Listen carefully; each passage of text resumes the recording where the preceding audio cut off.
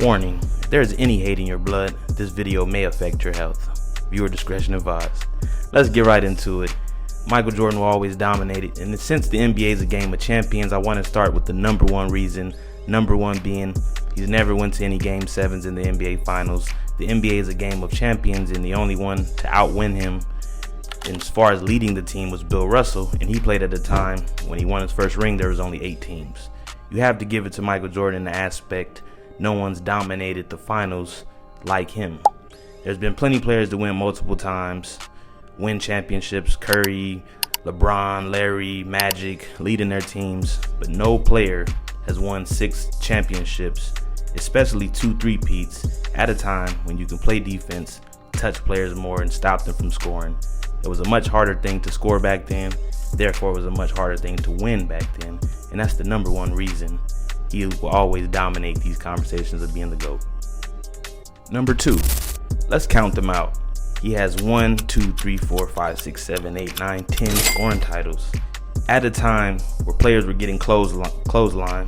Shout out to Kurt Rambis for recovering from the Kevin McHale clothesline. I think that was 1984, but that was back when you could really play defense. They say that they created the rules for him, the Jordan rules, where the Pistons would triple team him, double team him, not allow him to get in the paint, not allow him to go right.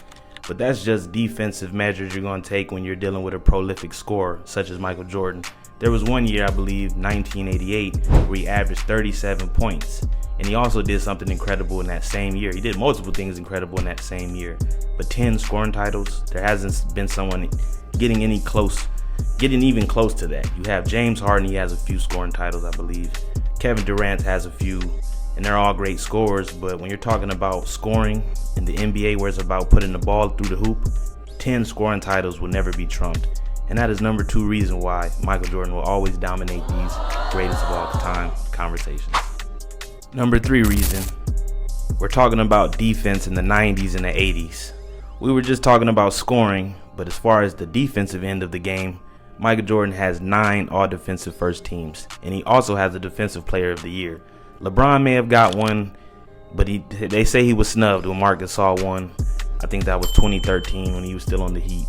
But when we're talking about defense, a player scoring and then defending in the same game at the same level of intensity, 9 all-defensive first teams speaks volumes, especially when you played in an era with many great guards, great point guards, great bigs who defended well, and he's in the likes of a Hakeem, a Mutombo, Alonzo Mourning. These are big guys. Let alone, I forgot to mention, as far as scoring, he's the only player outside of Wilt Chamberlain to score 3,000 points in a season. So him and Wilt Chamberlain share that distinction. But 9 all-defensive first teams at a time where you can hand check. You could try to stop a player from scoring in a multitude of ways, and it wasn't illegal in the game. They wouldn't call a foul. So that's a pretty tremendous feat. And that's number 3 reason why he'll always dominate these conversations. The number 4 reason is the fear factor. Now, prior to Michael Jordan entering the league, players may have feared playing the Celtics with Larry Bird, Kevin McHale, Robert Parrish, and company, or they may have feared playing the Showtime Lakers with Magic, Cooper, all the great players, Kareem, Kurt. They had a great team, but as far as an individual that players feared seeing on the court, it was Michael Jordan, because he was one of the first players, outside of a Dr. J, outside of a David Thompson, who you may have never heard of. They feared them when they played, because Michael Jordan was going to score 60 points. He was going to try to score 50 points. If you've seen Kobe play, that same similar level of intensity, trying to take your head off every basket.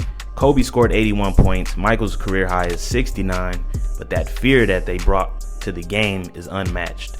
The closer you get to a Michael fear, I would say, is a Kobe, and the fear is almost the same. It's just Michael was a little more efficient in his scoring, and he was a little more naturally athletic, so the fear was a little more heightened to know that there was going to be one player who's going to try to destroy the team every game, and he's going to come at you every single play and try to score 60 points a game and get darn close, because he averaged 30 plus for his career.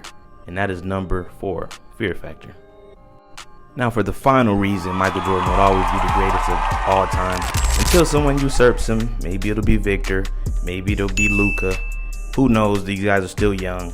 But we have to shout out Scottie Pippen. When you have a team with great defensive players also, and you're a great defensive player, but you're also a great offensive player, but your co-star happens to be one of the best defenders in the league, that provides great synergy to dominate even further. So imagine Kawhi Leonard having someone else similar to him, just like him, but can score better. So if PG was like a James Harden when it comes to scoring, it'd be one of the most unstoppable duos. And you have to give that to him. The 96 Bulls, you needed Scottie, you needed Michael, that defensive prowess, that prolific scoring that Michael brought to the game, the great rebounding that Dennis brought to the game, helped them dominate, win 72 games in the season, only losing 10.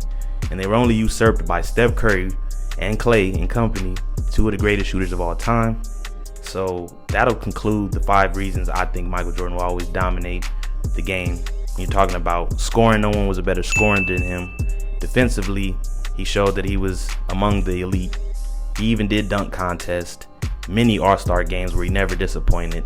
It's not even close. Shout out to LeBron, shout out to Kobe, all the great guys. Shout out to Luka, Giannis, etc.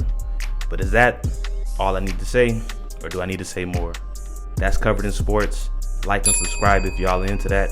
Thank you. See you next video.